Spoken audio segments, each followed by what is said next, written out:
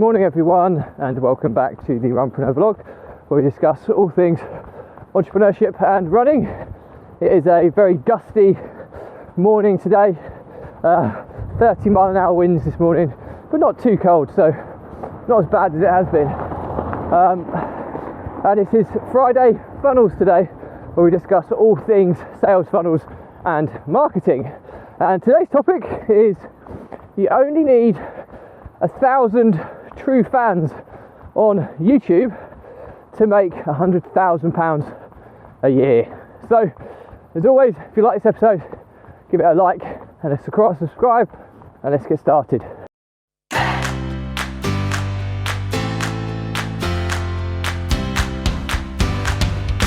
So, heads up, I don't have 1,000 true fans on YouTube, but I've done a lot of research on this.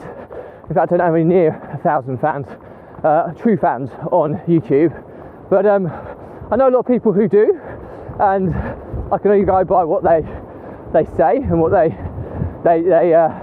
knowledge goes by, and hopefully implement this into my strategy to try and ensure I get the same. So, I mean, I've got around about 16,000 followers now across all social platforms. So, you know, not massive by any stretch, but certainly not tiny either. So, I've got an okay following so far, and I hope to grow it quite significantly in the future, purely for fundraising reasons.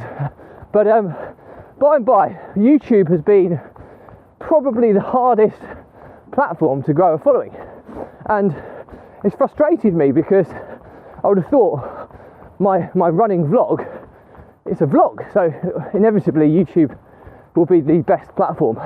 But when I look into it, I haven't actually launched my YouTube channel yet because there's still a lot of content that hasn't been fully optimized, which we're working through the backlog. Now, there's about 283, 84 episodes now, so there's quite a lot of content to kind of get through. And when we started doing this, we were barely on YouTube, so it's something that launching your channel, it would be the first thing, especially if you've got a relatively large following on other platforms, whereby I've got kind of 5,000 on Facebook and LinkedIn on the personal pages, then there's more on the business, there's a couple of thousand on Twitter, 1,300 on Instagram, so they're all kind of spread about a little bit.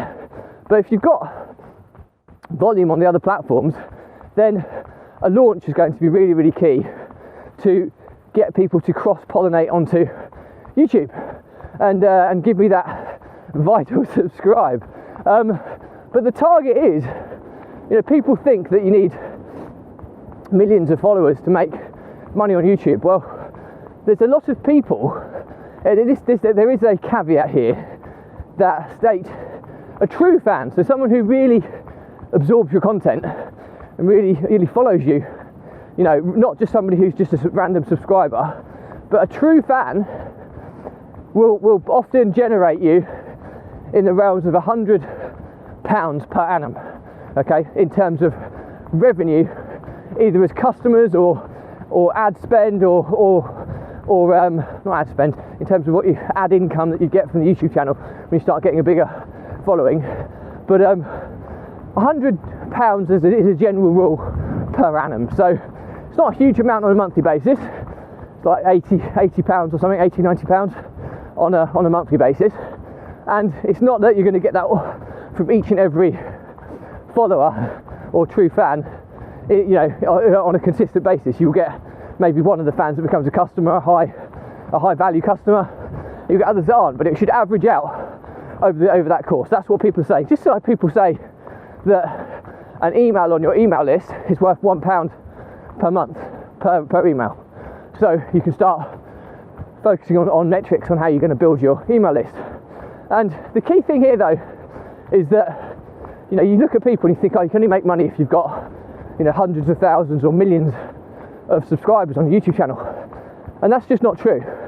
And there's a lot of people who've got very successful YouTube channels, but they might have a few thousand subscribers, but at least 1,000 of them are true fans. And the importance of that, they're ones that are highly engaged, absorb most of the content, and genuine fans of the channel owner. And a lot of them will be customers or clients in some capacity, and over the course of time, the 1,000 true fans, £100 per annum, well, you do the maths, it equates to 100,000 a year, so you're on kind of six-figure income from a YouTube channel. So there's loads and loads of ways you can grow your YouTube channel, and I've got to do a lot more on this because we haven't officially launched mine yet. It's just got a shed load of content. Some of it's optimised, some of it's not optimised, and I will be launching over the next month or two to start getting cross-pollination between my other social platforms, and I really hope to kind of start building this up. And once you've kind of got your platform launched, you then need to start delving into the analytics and looking at how much of the content is being watched. Is there a click-through rate to, if you've got call to actions or links to click? What's the click-through rate? What's people clicking through to other playlists? How many subscribers are you getting? The growth, all this kind of data, which will hopefully give you some kind of direction on what you need to be changing. So I do different pieces of content on each day, and we're in the process at the moment of revamping the content plan, because there's some topics I talk about that have quite a lot of interest, and I have other topics that don't get much interest at all. Now, I'm going to wait until I launch the channel to try and get a bit more traffic going through it before I make decisions to kind of cull certain topics. But you're letting the market dictate what people want to absorb in terms of content. So I think the second point here after launch is review the analytics, review the data, and adjust on what the market is telling you. Okay, and this is an evolutionary process. It doesn't stop because times change, things change, and you need to keep your fingers on the pulse. But the analytics will tell you what's working and what's not, and then your job is to dissect what's not working and try and work out how you can put it right. So that's the kind of two steps that I'm certainly going to be focusing on over the coming weeks and months. And okay, my subscriber base from organics are like 36 or something, so it's incredibly low. But like I say, I haven't even launched it yet to my other platforms, and I haven't had enough data and analytics through it to really start tweaking and iterating it. But that's what we'll be focusing on certainly over the course of the coming months, and I'll be documenting the journey and updating you on how things change. Whereas other platforms, we get really good engagement and really good growth. Facebook, Instagram seems to do normally pretty well. LinkedIn is it's been a slow burn, but it's starting to build a bit of traction. Twitter, we get quite a lot of link clicks from Twitter. Very small amounts of engagement, but we do get quite a lot of link clicks that are clicking through. So that's working in some capacity. And TikTok's fairly new, but it's taking a long time to kind of build it up. But we're at kind of over 300 followers on TikTok, which is next to nothing. But the rate in which those followers are coming now is really starting to show a significant increase. So we're hoping that the snowball effect will come there. But I think the final summary is each platform works in different ways, but the one thing that will remain consistent is the importance of true fans. So trying to find people that really engage with your content, that really absorb your content, and you don't actually need a huge number. Okay, 1,000 on YouTube might be a large amount, but on another platform it could be 100.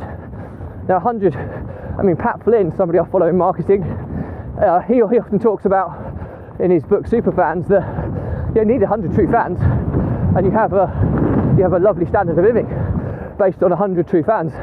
It's not a big number. When you start breaking it down to that level and looking at the different marketing tools you can do to find those 100 true fans, it becomes a lot more achievable, a lot more manageable. Whereas people often get caught up in followers, and followers are only relevant if they're a fan. A follower might just be someone who's who's following you because you're following them.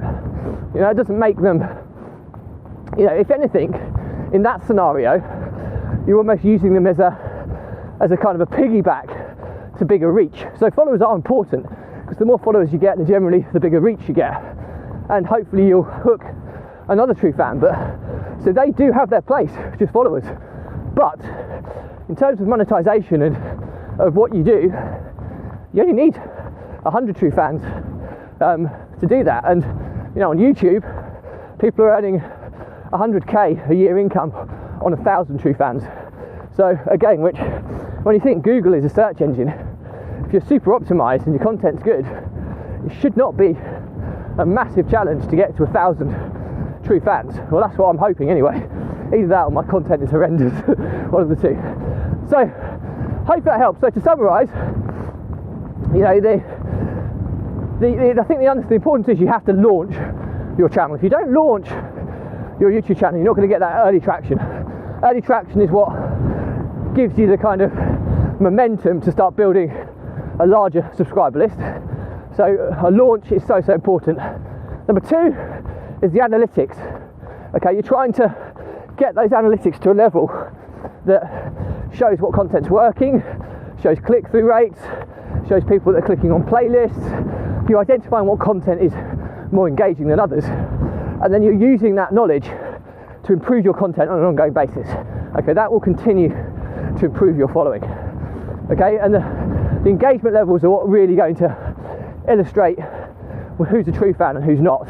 So they're the ones that you really want to try and get: the comments, the likes, you know, the duration of time that someone has watched your content for. Okay, so you need to kind of understand what is the targets and what are the key metrics. Now, it does vary. If you do shorter clips, then the metrics are going to be slightly different to if you do longer form footage, because it's just the nature of the beast. Most people aren't going to watch through a 20-25 minute video.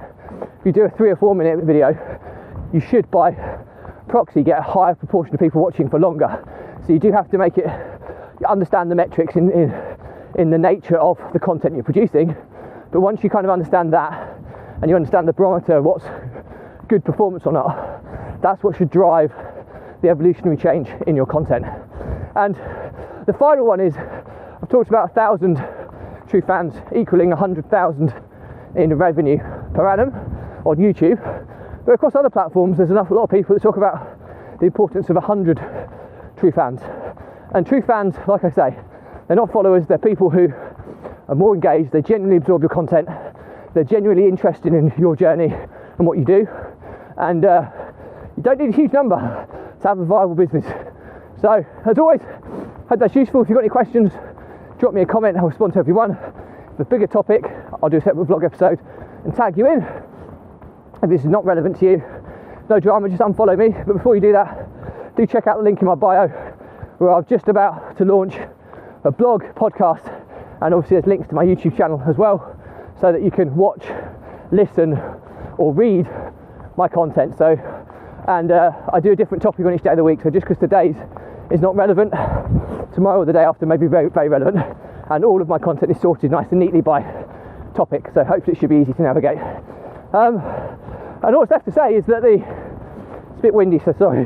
The Runpreneur vlog was set up to help entrepreneurs and business owners overcome the emotions of stress, overwhelm, and anxiety by using exercise, or in my case, running, as a release valve to relieve those daily, weekly pressures in the form of stress.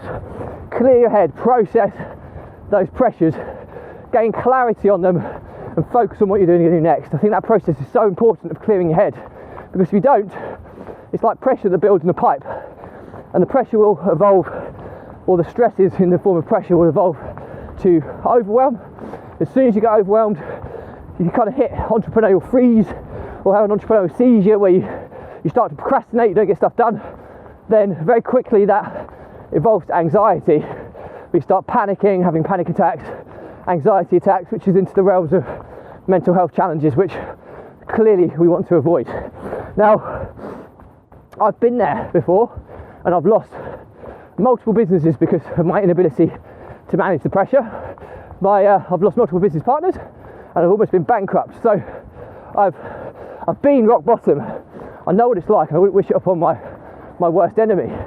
And you know, in contrast to that, there's no coincidence that since I've been doing this running vlog, which is my release valve, I've been doing it now for 9 months, I've made more progress in these 9 months than I have in the previous 4 years. So hopefully that's sufficient social proof to show you this stuff works. So my pledge to you, if you're someone struggling with this stuff, drop me a message, okay? There's no catch here, I won't be selling you anything. I'll jump on a quick call with you. I'll give you a few hints and tips of stuff that's really worked in my life that I'm adamant is transferable to yours and can make a real difference to you. Many people have taken me up on this already. We know we've made some real positive difference to a lot of people. So don't be stubborn, the help is there. So just bear with me, I'm just going past some people. Hi Vicky, hi Brittain. It's amazing how many people you see when you do the same routes all the time. But anyway, so that's pretty much it for me today. As always, if you like this episode, give it a like, comment and subscribe. If you want to see similar topics, please check out the playlist link in my bio. And all it's left to say is stay positive, stay happy, and I'll see you tomorrow.